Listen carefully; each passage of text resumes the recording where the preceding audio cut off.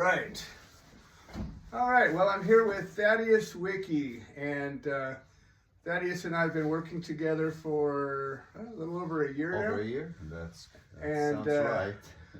When we originally connected, my fundraiser, Liz McDuffie, reached out, and we were looking to set some kind of a program up. And before we get started, why don't you just introduce yourself and tell us a little bit about your background? Well, thank you, Joe, for kind of inviting me here again to your place, which is a lovely place.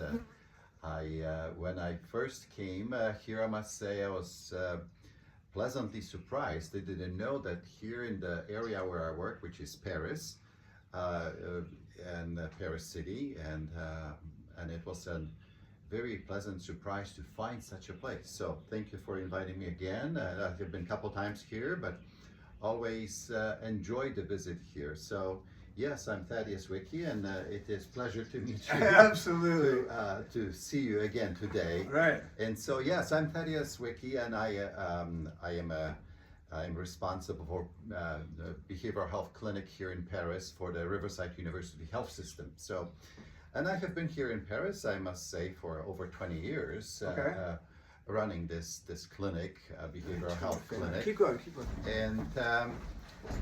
And as I said earlier, I didn't know that Paris has such a place, that area that is so nice, beautiful, and that now we can actually here use it for our clients, our patients. So exactly. that's fantastic. So yeah. Your background, I mean, you got a lot of experience in your field, but tell us a little bit about where you come from. Yes, I have been in this field for 25, 27 years. So my education is in psychology.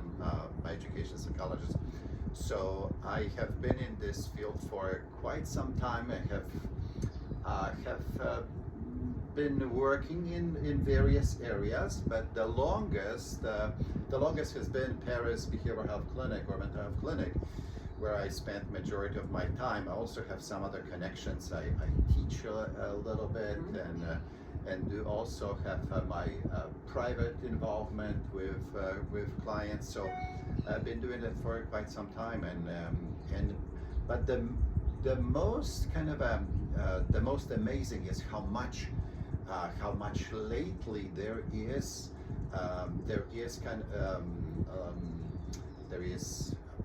again rediscovery of nature in psychology, basically, I would say, or in mental health. Right.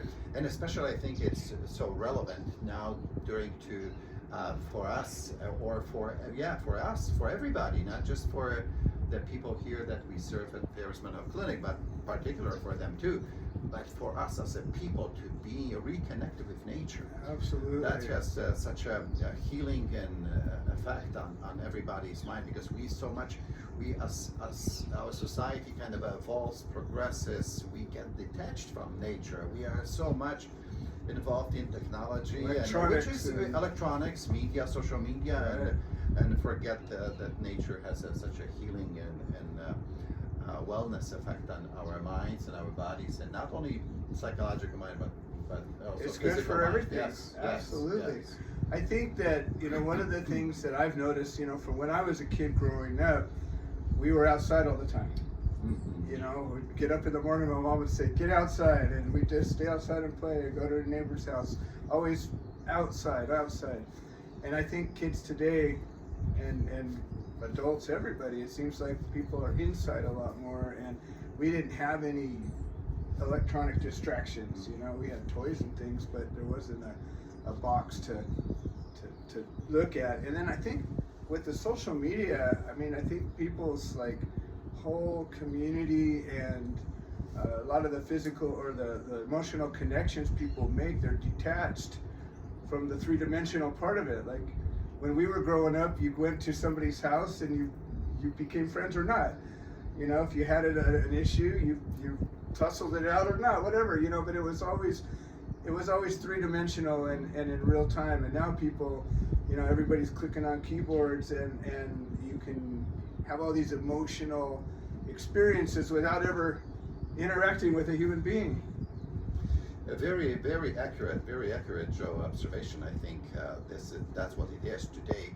We are so much into electronic, and therefore continuously our brains are either affected by what we see. So I call it like it is something like a pollution, if you will, that has the effect on our emotional and cognitive mind. That we continuously worry about something, reading maybe perhaps news or comparing ourselves to something.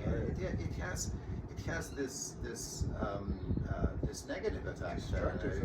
Yeah, because it induces on anxiety, preoccupation, insomnia, and also as we read, especially like now, there's a good research that shows that if you want to have the restful night, that you should at least an hour before you go to sleep disconnect from the blue light or social media, so that you can disconnect. So I think the nature has, such as we said, upbringing and being connected. That was the benefit. The kids used to play in the sand, touching ground, exactly, and barefoot, getting wet, and muddy, exposing dirt, and building up their immune system. So that's a very accurate. I just may add. I have mentioned about initially about my educational background, which I'm proud of, and also that I'm still involved in teaching education. But I also want to mention to you that I have a hiking group. Oh, no way. Yes, that I run like twice a month likely. I organize a hiking group. Nice. I have like about typically 8 to 12 people come with me on a hiking trips in local mountain areas or various places that we hike, kind of just about 12-15 miles each time. It's a decent little hike. So, and I call that nature bathing, because that allows me. I may come, or the people that hike with me, they may come back home tired, but they all say it was refreshing and restful, and I recharge my batteries. So, absolutely. So it's very. There's positive. been a number of studies that have been done that document exactly what you're saying. That in Japan they do that a lot. They have this whole system of going out and getting these retreats and just being outside. And we have built this garden and I live in it. So but one thing I notice is I don't get sick. I haven't been sick in more than 10 years. I didn't get the COVID. I didn't get anything. And it's not that I'm immune to being sick. I find myself being outside a lot and not necessarily around a lot of people in closed areas. I'm sure has a lot to do with it. But just being outside, catching some sunlight. I sleep really good every night, and I think that those are things that, when I discovered it works, I just decided I wanted to share it, and I let other people, find this. And when people are hikers and outdoorsmen, they already know that. That's why, a lot of people do have a love for the outdoors, because they get that from it and they know it. But more and more, like, it seems like when we were kids, everybody went camping. Everybody, was just part of everybody's experience. The outdoor experience. You go on the road trip, you go, you just get out there. And nowadays, I don't think it's so much a part of everybody's life. So I think it's really important. And so when you came out here originally, we took a walk around, and you actually brought a pretty decent group, and we all just talked about, what my thoughts were about how this place could be helpful, that there would be some kind of a program we could develop. And why don't you take it from there, like where your side of this was? Yes. Okay. Thank you for giving me the opportunity, and not only just me, but especially for the people that we serve here at the Paris Behavioral Health Clinic. We have just about probably between 1,000 or 1,100 clients or patients that we serve. So we have it's a rather Didn't realize it was so large clinic that serves so many people. And to be very frank, when I initially got the contact, I was a little bit skeptical. Sure. How our our working relationship or cooperation or connection will go. Right. Because you never know sometimes what to expect, Right. how it can turn, how you will receive us, how we will receive, the clients, whether that will make provide some benefits or Right. will provide encouragement for clients. And however, shortly after we started, I noticed that there was a great interest in us. We have now organized ecotherapy groups. Yes. So it is basically, so the perspective was to offer it to clients and clients essentially, but especially those who suffer from, who experience anxiety, who have post-traumatic stress disorders, who have depression, and maybe with some other, I know that some other of our patients, clients benefit, even those who have schizophrenia Sure.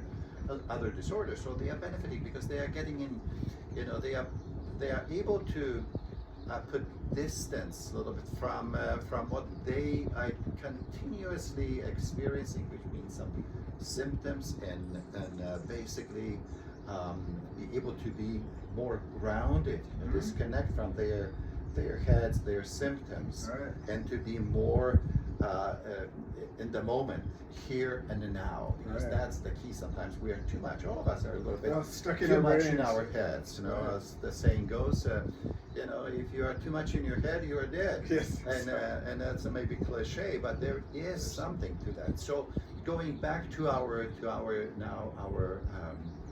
program that we have created, the clinic with your help. So we have, as you know, weekly a group comes with two of my staff, and they help the client to. They have a specific. Now we have a specific program that have extended from 8 to now to 10 weeks. Yeah. It is a closed-ended group, meaning that the same people who start, they finish, they Right. go there, and then next group Then starts. More people get a chance to be Yeah, part more of it. people to have, we give opportunity. And since our inception of this group, we have continuously have enough interest and even have a waiting list Nice. now that our clients want to participate because they are hearing from Word other gets out. yes, they are hearing from other others are hearing from those who are participating, and they want to come here. So it benefits, and as we already mentioned, it is the ability to be in a nature which is so much now missing, and especially with I believe with our clients, some of them are in living in room and board facilities, or board and care facilities, or have private residencies, but frequently they do not have the opportunity, or they have not discovered yet Right. the opportunity to be connected with nature, and so that gives them that, and us now they are even have the opportunity to plant some, Right. put some Become a part of this yes, place. yeah, part of the place, plant some vegetables and see it grow. So I believe it gives them the sense of purpose also. Now, not only that they can be, they can practice mindfulness here, that they can they can practice some grounding techniques here, and that they can discover gratitude, but also purposefulness, which I think Absolutely. is so needed for every human being to have purpose. Purpose is okay. That gives you the drive. Exactly. If I don't have, exactly, that makes them obviously much more hopeful, which is essential to recovery from mental health. Absolutely. That's the spark. People, if a With a person little loses hope, you can do anything. exactly. You can. Without it, that's- it's almost yeah. impossible. So I am very very pleased what I see here. What happens with those who are participating in our program and come to your place here. So I can only speak in superlatives. I love that. Well, and about this place and about what we have now together mutually helped develop. absolutely. So we're finishing our third session now, right?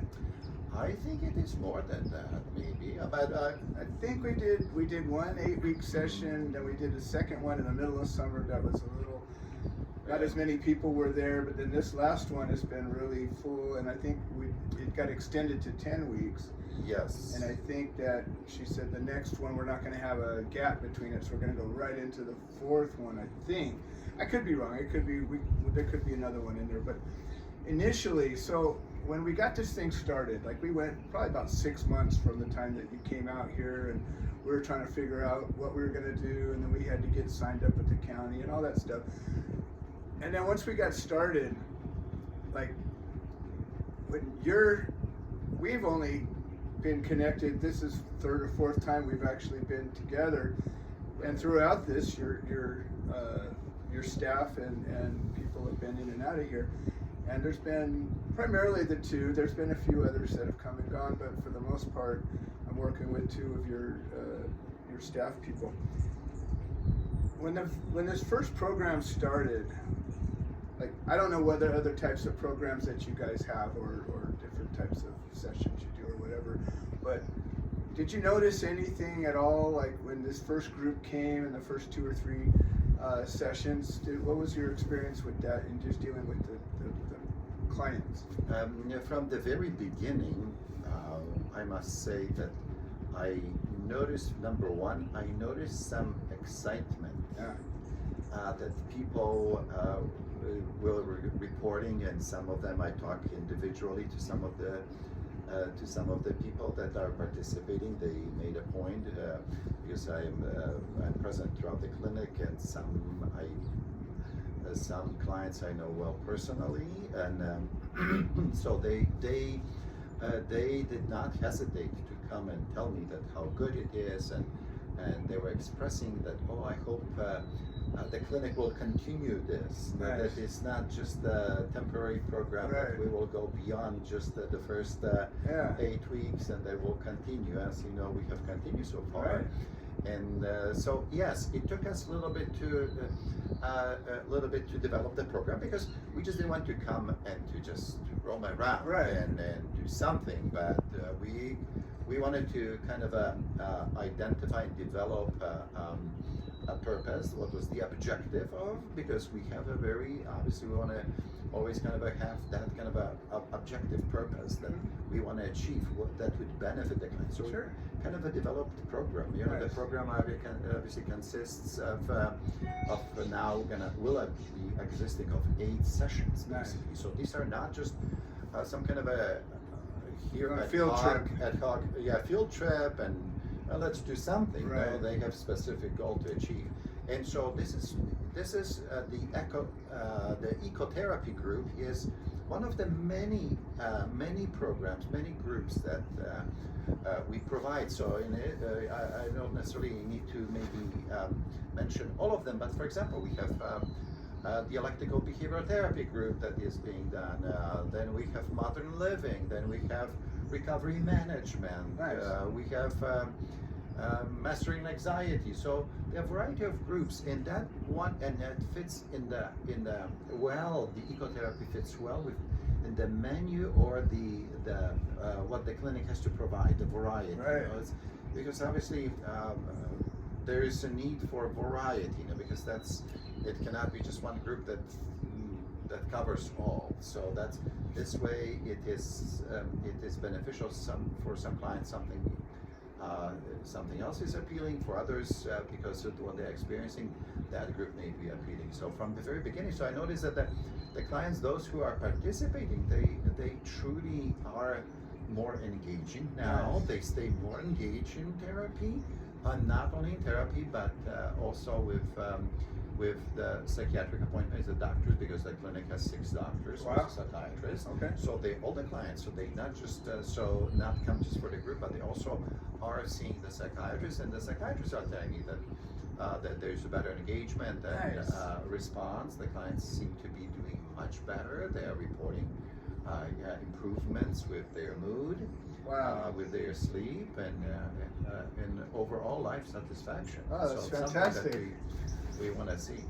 And you know, mental health is such a big word, right? I mean, I kind of have fun with the people that are here because I say, look, this is my therapy too. So whatever, I don't care what your problem is. We all got the problems, and hopefully we're all working on them. So you know, when you come to a situation where somebody's got an acute enough problem that says, hey, we need to work on this because it's an issue, you generally have lots of different types of symptoms that go throughout everything. Things like not following through, not showing up, not, you know, not being engaged or not communicating, all of the things that, you know, when our mental health declines, we retreat back into this place generally, or we lash out and have other kind of problems. But I'm wondering, like, you know, with certain programs, I know it's like work to a lot of people. You know, you got to go to the appointment, you got to go do your thing, even if you're getting benefit from it. It's like going to the gym. Most people don't really enjoy working out, but they like how they feel afterwards, so they do it. And you know, some people stay with it religiously, other people, yeah, you come and go. So I'm wondering, I mean, I know some people have, you know, ordered mental health treatments that they're, you know, they have to comply with certain things, and a lot of people have elective things. But what's your thoughts about, you know, just the amount of retention, the amount of, you know, where people are wanting to stick with the program? Yeah, good point that you are bringing.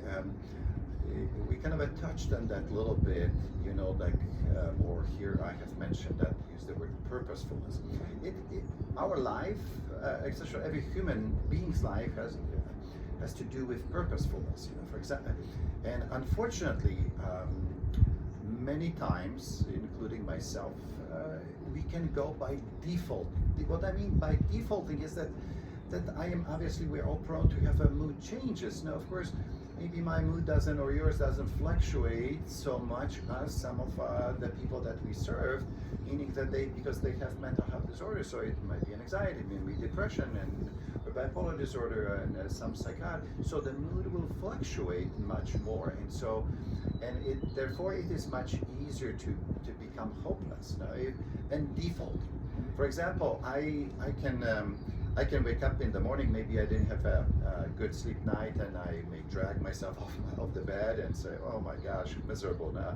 I'm gonna have a miserable day, and because I know I have so much on my schedule. Right. Or so and if I continue with that kind of a state of mind, I'm telling myself that yes, I'm gonna have a miserable day. So these are my thoughts, you know, that will stay with me, or I can Right. default to that state of mind, or I can be purposeful. Right. I can say, no, I'm refusing to go that way. Oh, you know, I'm gonna give myself maybe high five in the front of the mirror, and I'm deciding I will have a wonderful day. I'm gonna have a Exactly. great day. So because we know that thoughts. Every thought that we have, it is not just some kind of a nothing. Right. It's not just Creating air. those You know, thoughts. every thought, you and I, that we have, and the billions of people upon this earth, they have physical. Thoughts have physical property to You're them. making this world the way it is. If I have a positive thoughts, my brain secretes a positive chemical. You know, there's serotonin, perhaps more secretion.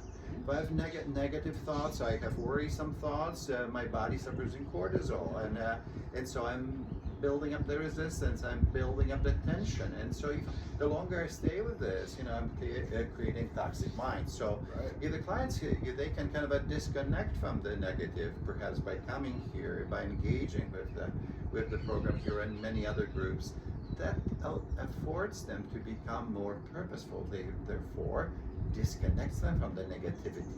And so if I am less negative, likely I'm more hopeful. If I'm more hopeful, I will engage in treatment. I will improve my so to say compliance. Maybe it's not the best word, compliance, but I will be more collaborative Right. with the treatment overall, including psychiatric intervention. So overall, that's the purpose. It's kind of a certain, this type of all wraparound kind of approach to mental health. Well, I am just completely ecstatic about how this has gone, because when we started this nonprofit in January of 2023, my vision was maybe a little different. I thought that this could be a part of it, but I had different types of programs in mind. And then when my fundraiser reached out and says, well, you know, it's all about health, and I was thinking, you know, different types of practitioners and things like that. But once the notion came to me, I said, oh, that'd be perfect. It seems like it would be, it would really, sometimes you have a vision and it's not really clear. You sort of have a purpose, but you're not sure how you're going to get there. And there's a lot of ways that you could get there. And so then all of a sudden, some component comes in and kind of like casts a light on the potential and possibility. And I think when we had that conversation and we were walking around, I was kind of telling you the same thing. I'm like, I'm not sure what we can do, but I know we can do something. And it really seems like it's brought to life a lot of the potential that this program, in our Gardens of Hope program, has been able to do. And we've opened up additional types of programs. But I'm really pleased that your clinic has embraced this, and it seems more and more like this is going to be an ongoing part of what you guys offer and what we offer as well. What's your thoughts about the future?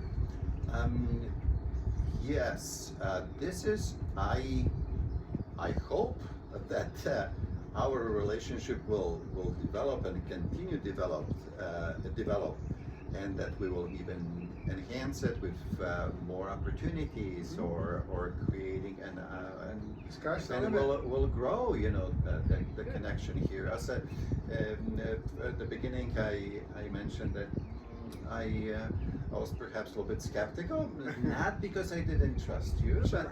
We didn't know each other. We didn't know. I didn't know how this would be received. We hadn't done it before either. Exactly. This is uncharted somewhat territory, if you will, for me and perhaps even for you. Exactly. And so, but yet I have now discovered and see it how much benefit it generates for those who participate. So I hope that we will continue for years to come. I'm and looking forward to it. Yeah, and even go with expanding that. I would love that as well. And I'm grateful. I'm grateful for you and people like you that they have the vision. Right. They find a way to benefit Yes. the community, and especially if I can even throw something about the community, your Paris community, surrounding area. It's not the most affluent community in People Riverside think about County. Paris and they don't think about, it's not Beverly Hills. Yeah, it's, yeah. It's not It's not Palos Verdes. associated with wealth and, Right. and affluence, and therefore many people are deprived. That they could be doing something that is meaningful, something that they can enjoy, and that provides that opportunity. Because as you imagine, if somebody who is living in a board and care room and board facility, typically they are spending the whole day there, just walking maybe from their room to the kitchen to the living room, maybe go outside a little bit. Not And much to maybe look forward not to. much to look forward, except maybe watching television Right. or playing video games. But here brings different dimensions. So I'm Joe. I am very, very pleased and grateful, and hope that will continue. I can see that happening. Well, Thaddeus, thank you so You're much. very welcome, sir. I'm just really pleased, and I'm looking forward to the Ecotherapy program growing and blossoming. Very kind.